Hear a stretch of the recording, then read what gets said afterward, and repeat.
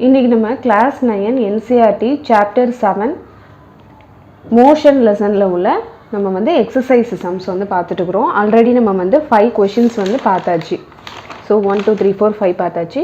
இந்த வீடியோவில் வந்து நம்ம 6 to 10 கொஷின்ஸ் வந்து பார்த்துடலாம். The distance time graph of 3 objects A, B and C. Study the graph and answer. சரி, ஃபஸ்ட்டு இதுக்குள்ளே கிராஃப் வந்து பார்க்கலாம்.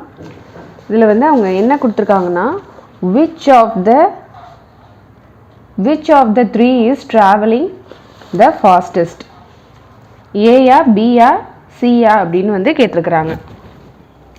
ஸோ இது வந்து ஏ, இது வந்து பி, இது வந்து சி. எது வந்து எந்த கார் வந்து ஃபாஸ்ட்டாக வந்து ட்ராவல் ஆகிருக்குன்னு கேட்குறாங்க. இப்போ ஏ வந்து இங்கே இதாகுது.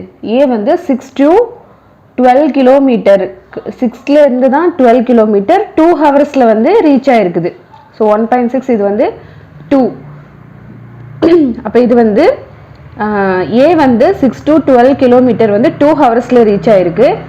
பி வந்து 0லேருந்தே ஸ்டார்ட் ஆகிருக்கு. 0 to 12 கிலோமீட்டர் வந்து 1.4 ஹவர்ஸில் வந்து 1.4 ஹவர்ஸ்லேயே வந்து இது 1.2 அப்போ 1.3 1.4 1.4 ஹவர்ஸ்லேயே வந்து ட்ராவல் ஆயிடுச்சு. So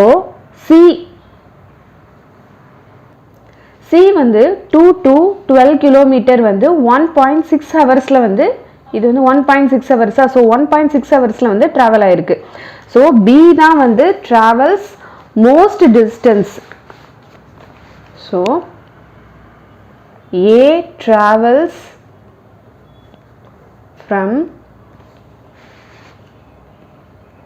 6 to 12 kilometer in 2 hours. B travels from 0 to 12 kilometer in 1.4 hours. யார் வந்து ஃபாஸ்ட்டாக வந்து முடித்தது யாருன்னா கார் பி தான். So C travels from 2 to 12 kilometer in 1.6 hours. So car B தான் வந்து மோஸ்ட் டிஸ்டன்ஸ் ட்ராவல் பண்ணியிருக்கிறாங்க, ஃபாஸ்ட்டாகவும் ட்ராவல் பண்ணியிருக்காங்க. B travels most distance travelling fastest.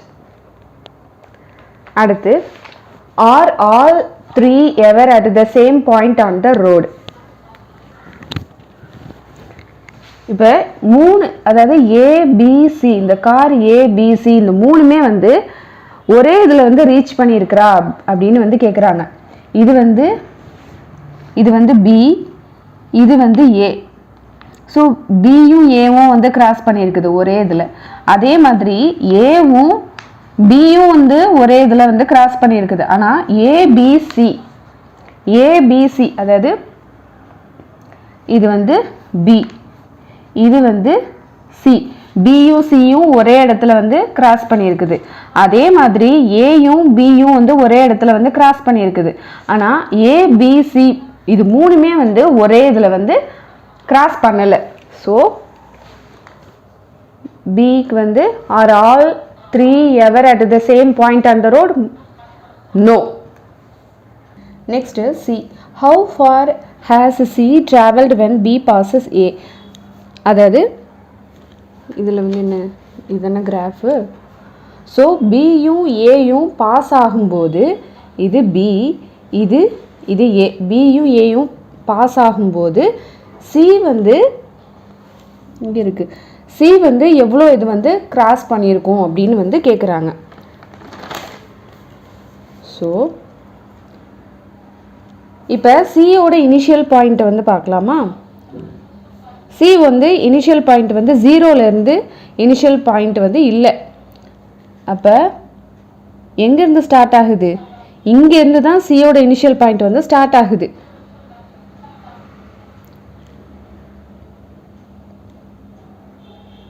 சியோட இனிஷியல் பாயிண்ட் வந்து இங்கே இருக்குது. ஸோ இப்போ இதுவும் கிராஸ் ஆகும்போது இங்கே இருக்குது கிராஃபு. இந்த ஏயும் பியும் வந்து கிராஸ் ஆகும்போது கிராஃப் வந்து இங்கே இருக்குது. இப்போ இதில் உள்ள பாக்ஸ் வந்து நம்ம கவுண்ட் பண்ணிக்கலாம். 1 2 3 4 5 6 7. ஸோ 7 பாக்ஸ் வந்து இருக்குது. 7 பாக்ஸ் ஈக்குவல் டு 4 கிலோமீட்டர். அப்போ 1 பாக்ஸ்க்கு வந்து இந்த 7 இங்கே கொண்டுட்டு வந்துடலாமா? அப்போ 4/7 kilometre. Starting point of the C எங்கேருந்து தான் ஸ்டார்ட் ஆகுது? Starting point of C equal to 4 box. எங்கேருந்து ஸ்டார்ட் ஆகுது? Starting point of the C வந்து 4th பாக்ஸ்லேருந்து தான் ஸ்டார்ட் ஆகுது. 1 2 3 4 4th பாக்ஸ்லேருந்து தான் ஸ்டார்ட் ஆகுது. அதை தான் கொடுத்துருக்காங்க. அப்போ 4 × 4/7. 7 4s are 28. Cross multiplication. சரி 4 × 4 16/7. 16/7 கிலோமீட்டர். அப்போ டிஸ்டன்ஸ் covered by 16/7 kilometer.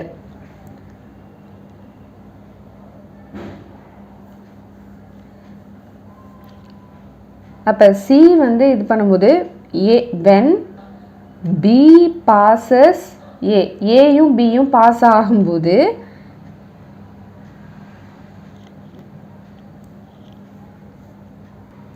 ஏயும் பியும் எங்கே பாஸ் ஆகுது? ஏயும் பியும் வந்து 8 கிலோமீட்டரில் தான் வந்து பாஸ் ஆகுது. So 8 kilometre minus 16/7. 7 8s are 56 minus 16/7.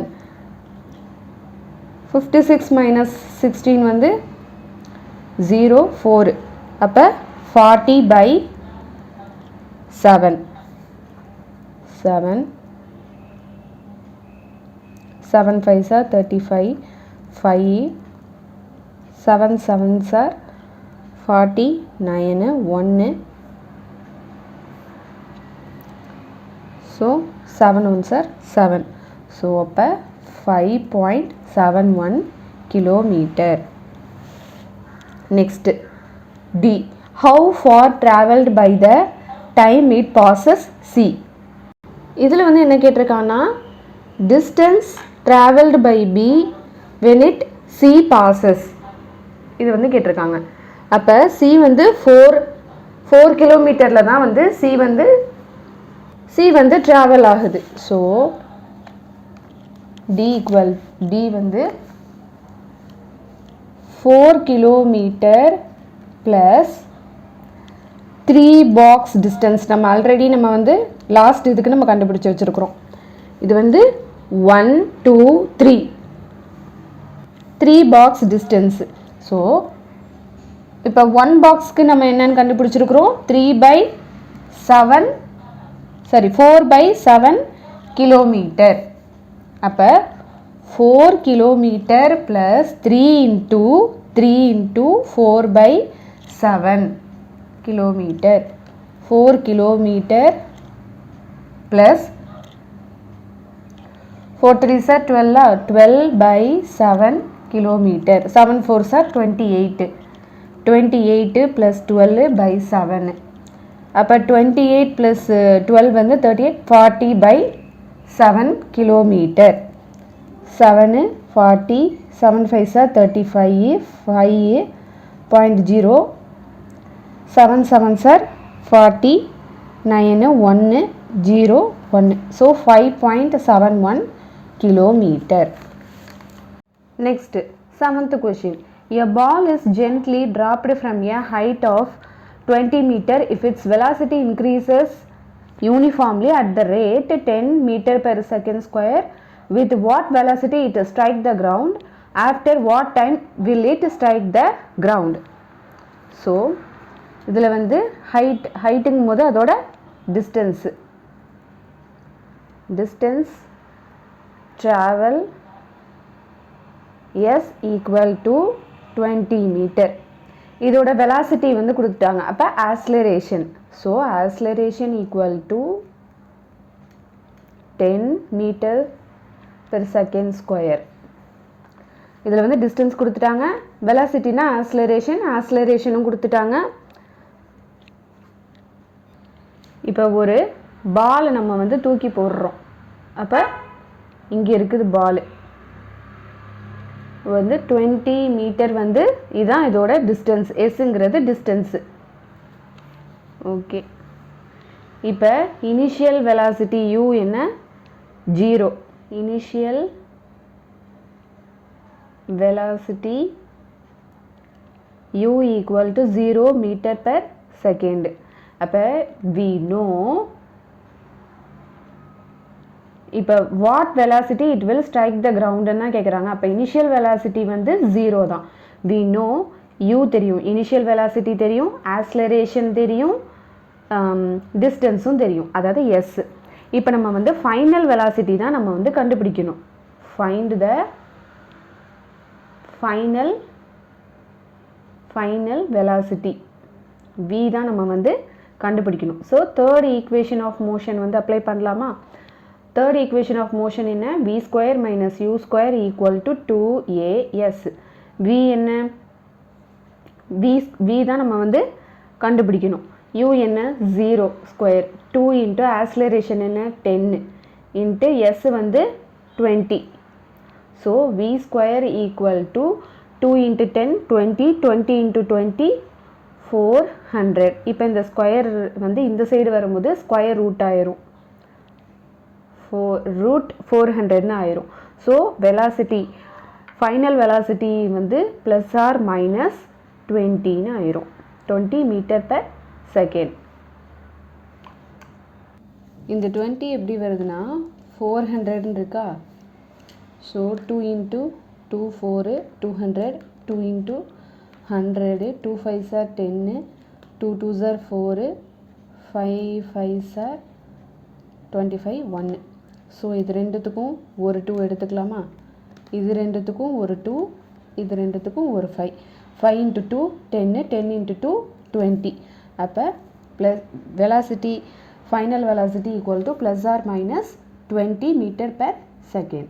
அடுத்து 8th question. The speed time graph of a car. Find how far does the car travel in first 4 seconds. Shade the area on the graph that represents the distance traveled by the car during the period. So இதான் வந்து speed time கிராஃபோட இது picture. இது வந்து time, இது வந்து speed. So first 4 seconds வந்து கேட்குறாங்க. First 4 செகண்ட்ஸ்னால் இது தான். ஸோ ஃபர்ஸ்ட் 4 செகண்ட்ஸ் இதை நம்ம வந்து ஷேட் பண்ணணும் அப்படின்னாக்க இதை தான் வந்து ஷேட் பண்ணணும். ஃபஸ்ட்டு 4 செகண்ட்ஸ்னால் இதை தான் வந்து நம்ம ஷேட் பண்ணணும். ஃபஸ்ட்டு 4 செகண்ட்ஸ் வந்து இது தான். ஃபர்ஸ்ட் 4 செகண்ட்ஸ் செகண்ட்ஸ்னால் நம்ம வந்து இதை வந்து நம்ம ஷேட் பண்ணணும். ஓகே, இப்போ இப்படி இருக்கா? ஸோ 0 4. அப்போ நம்ம வந்து எதை நம்ம ஷேட் பண்ணணும்? இந்த ரீஜனை வந்து ஃபஸ்ட்டு 4 செகண்ட்னால் நம்ம வந்து இதை தான் நம்ம வந்து ஷேட் பண்ணணும். இது வந்து இப்போ ட்ரையாங்கிள் மாதிரி இருக்குதா? ஸோ ஏரியா ஆஃப் ட்ரையாங்கிளோட ஃபார்முலா ½ இன்ட்டு BH. அப்போ 1/2 4 செகண்ட்ஸா? அப்போ 1/2 இன்ட்டு 4 இன்ட்டு 6. இங்கே பாருங்கள், 4 செகண்ட்ஸு எங்கே மீட் ஆகுது? 6th இதில் தான் மீட் ஆகுது. ஸ்பீட் வந்து 6 இதில் வந்து மீட் ஆகுது. ஸோ இது வந்து B, இது வந்து H. 4 செகண்ட்ஸில் வந்து இங்கே வந்து 6ல் தான் வந்து மீட் ஆகுது. ஸோ இது தான் வந்து ஷேட் பண்ணணும். இந்த ரீஜனை வந்து நம்ம ஷேட் பண்ணணும். இப்போ 2 2s are 4, 2 இது பண்ணிட்டோம். 6 2s are 12 metre. Next B. Which part of the graph uniform motion of a car? Uniform motion of a carனா எதுக்கப்புறமா வந்து ஒரு யூனிஃபார்மாக அந்த இது வந்து கார் வந்து ட்ராவல் ஆகிருக்குன்னு கேட்குறாங்க. அப்போது எந்த இடத்துல அந்த கிராஃப் வந்து ஒரே மாதிரி இருக்குது? இதுக்கப்புறமா தான் ஒரே மாதிரி இருக்குது. ஸோ இதை நம்ம வந்து இதுதான் வந்து யூனிஃபார்ம் மோஷன். இதில் தான் வந்து கிராஃப் வந்து ஒரே மாதிரி சீராக வந்து ட்ராவல் ஆகுது. ஆஃப்டர் 6 செகண்ட்ஸ்க்கு அப்புறமா தான் இந்த கிராஃப் வந்து shows uniform motion of a car. 6 செகண்ட்ஸ்க்கு அப்புறமா தான் கிராஃப் வந்து யூனிஃபார்ம் மோஷனாக வந்து இருக்குது. So which part of the graph represent uniform motion of your car? After 6 seconds the graph shows uniform motion. 6 secondsக்கு அப்புறமா தான் கிராஃப் வந்து சீராக ஒரே மாதிரி இருக்குது. So uniform motion of the car. 9th question. State the following situation are possible. An object with a constant acceleration but with zero velocity அப்படிங்கிறாங்க. இது வந்து பாசிபிள் தான். ஏ வந்து பாசிபிள். ஏன் அப்படின்னா when a ball is thrown up at the ஒரு பாலை நம்ம வந்து த்ரோ பண்ணுறோன்னு வச்சுக்கோங்க. அது வந்து ஒரு மேக்ஸிமம் இவ்வளோ ஹைட்டு வந்து போகுது அப்படின்னாக்க இந்த மேக்ஸிமம் ஹைட் போயிட்டு அதுக்கப்புறம் ரிட்டன் அது கீழே தான் வந்து விழுகும். அப்போ இதோட வெலாசிட்டி வந்து 0 தான். இதோட வெலாசிட்டி வந்து 0 தான். ஆனால் இங்கே வந்து நமக்கு வந்து கான்ஸ்டன்ட் ஆக்ஸலரேஷன் வந்து இருக்கும். டியூ டு கிராவிட்டினால கான்ஸ்டன்ட் ஆக்ஸலரேஷன் வந்து இருக்கும். So when a body is at highest point of its motion, velocity of the body is 0. ஒரு பாலை நம்ம வந்து த்ரோ பண்ணுறோம், மேக்ஸிமம் ஹைட்டை வந்து அட்டென்ட் பண்ணுது, பட் வெலாசிட்டி வந்து 0 தான். பட் கான்ஸ்டன்ட் ஆக்ஸலரேஷன் வந்து இருக்கும், ஏன்னா கிராவிட்டினால. So velocity of the body is 0, which is equal to acceleration due to gravity. So it is possible for a body to have a zero velocity and a constant acceleration. So it is possible. Next, an object moving with an acceleration but with uniform speed. In case of a uniform circular motion, ஒரு uniform circular motion வந்து இதாகுது அப்படின்னாக்க the direction of the motion is always in a tangent. Speed வந்து கான்ஸ்டண்ட்டாக தான் இருக்கும். Velocity of இந்த velocity தான் வந்து கீப் என்ன ஆகும், சேஞ்ச் ஆகிக்கிட்டே இருக்கும். ஸோ அண்ட் வெலாசிட்டி வந்து சேஞ்ச் ஆகும். அதில் வந்து வெலாசிட்டி சேஞ்ச் ஆகும்போது ஆக்ஸலரேஷன் வந்து ப்ரொடியூஸ் ஆகுது. So if the uniform circular motion of an object with an acceleration with a uniform speed, it is also possible. இப்படி தான் வந்து ஒரு ஆப்ஜெக்ட் வந்து ட்ராவல் ஆகுது. ஸோ ஆக்ஸலரேஷனும் வந்து கான்ஸ்டண்ட்டாக வந்து இருக்கும் with a uniform speed. So in case of uniform circular motion, the direction of motion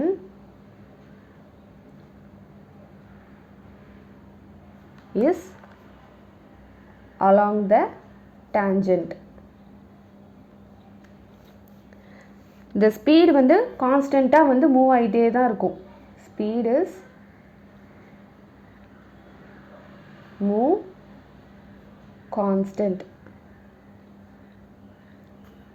but எது சேஞ்ச் ஆகும்? ஸ்பீடு வந்து கான்ஸ்டண்ட்டாக தான் இருக்கும், but velocity keep change. Velocity வந்து சேஞ்ச் ஆகிக்கிட்டே தான் இருக்கும்.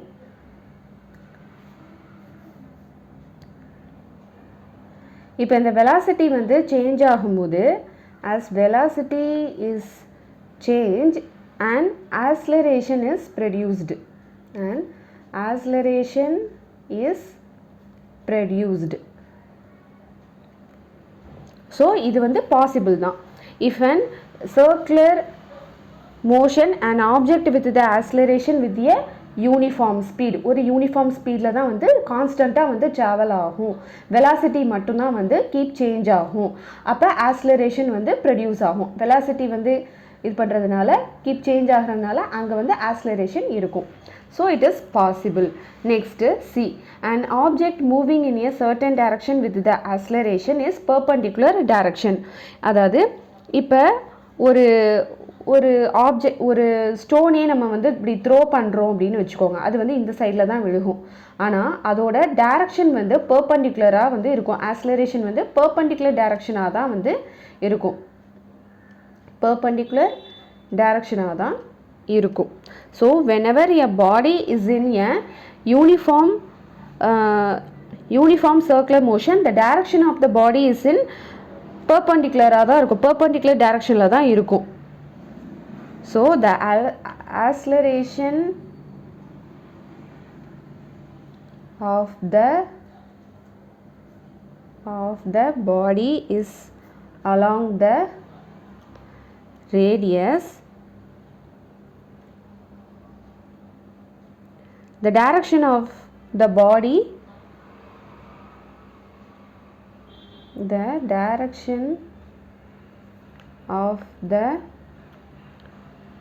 body along the tangent.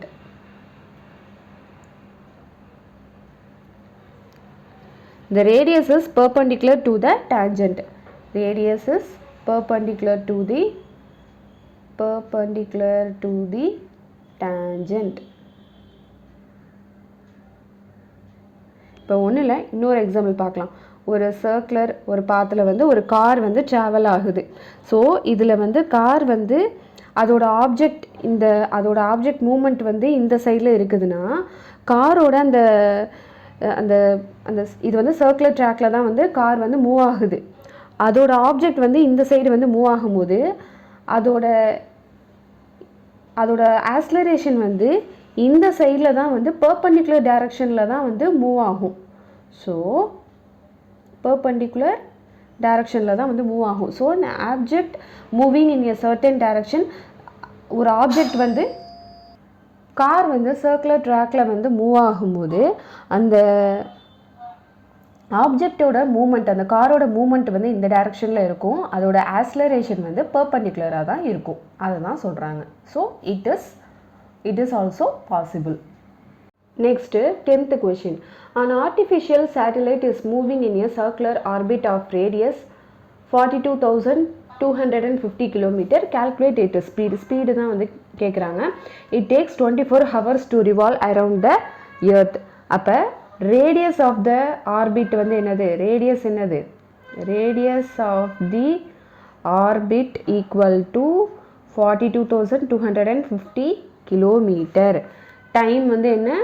24 hours. So distance travel by the satellite equal to circumference of அதோட அதாவது சர்க்குலராக தான் வந்து அந்த சேட்டலைட் அந்த சர்க்குலர் ஆர்பிட்டில் தான் வந்து இதாகுது, ரிவால்வ் ஆகுது 24 hours. ஸோ அதோட சர்க்கம்ஃபரன்ஸ் தான் நமக்கு வந்து தேவை. Distance travel by the satellite equal to circumference. ஏன்னா அதோட சர்க்குலர் பாத்துங்கும் போது அதோட சர்க்கம்ஃபரன்ஸ் தான் நம்ம வந்து சர்க்கம்ஃபரன்ஸ் ஆஃப் தி சர்க்கிள் தான் நம்ம வந்து கண்டுபிடிக்கணும். So velocity equal to 2πr/t. Speed தானே கண்டுபிடிக்கணும். கால்குலேட் இட் ஸ்பீடுங்கிறதுனால velocity equal to 2πr/t. 2 into பையோட வேல்யூ என்னது? 22/7. இதை வந்து நம்ம அப்படியே இது பண்ணாலும் நமக்கு வராது. அதனால அதோட வேல்யூவை நம்ம எழுதிடலாம். பையோட வேல்யூ வந்து 3.14. ஸோ 3.14 இன்ட்டு ஆர் ரேடியஸ் வந்து 42,250 பை டைம் வந்து 24. ஸோ இதையும் அடிக்கலாமா? 12. இப்போ இதையும் 6. 2 1s are 2, 2 5s are 10, 2 7s are 14. So இப்போ இதையும் 2 டேபிளில் அடிக்கலாமா? 2 2s are 4, 2 1, 2 2s are 4, 5. So இப்போ இதையும் நம்ம மல்டிப்ளை பண்ணலாம். 157. 7 5s are 35, 7 2s are 14, 15 16, 17, 7 1s are 7, 8, 7 1s are 7, 7 2s are 14. இப்போ 5 5s are 25, 2 5 2s are 10, 12, 1 5 1s are 5, 6, 5 1s are 5, 5 2s are 10. இப்போ அடுத்து 5 2 1 1 2 10 12 10 11 16 7 8 9 10 16 5 10 11 3 3 ஸோ 3 3 1 6 6 2 5 டிவைடட் பை 3. இப்போ இது ரெண்டையும் நம்ம டிவைட் பண்ணோன்னா நமக்கு ஆன்சர் வந்துடும். 3 3 1 6 6 2 5 3 1s are 3, மறுபடியும் 3 1s are 3. இப்போ 1 இருக்கு இறக்கணும்னா நம்ம இங்கே வந்து 0 எடுக்கணும். ஸோ 3 5s are 15 1 மறுபடியும் 3 5s are 15 1 3 4s are 12 5 அப்படின்னாக்கா 3 1s are 3 2. ஓகே, இப்போ ஸோ இதோட முடியுதா? 1 1 0 5 5 4 1. இங்கே வந்து பாயிண்ட் வந்து எங்கே இருக்குது? லாஸ்ட்லேருந்து 2 இது இங்கேயும் வந்து இங்கே வந்து 2 இதில் தானே லாஸ்ட் இதில் இருக்குது. ஸோ இங்கே வந்து 0.2 இங்கே இருக்கும், இங்கேயும் 0.2 இங்கேயே வச்சிடணும். km/h இதுதான் ஆன்சர்.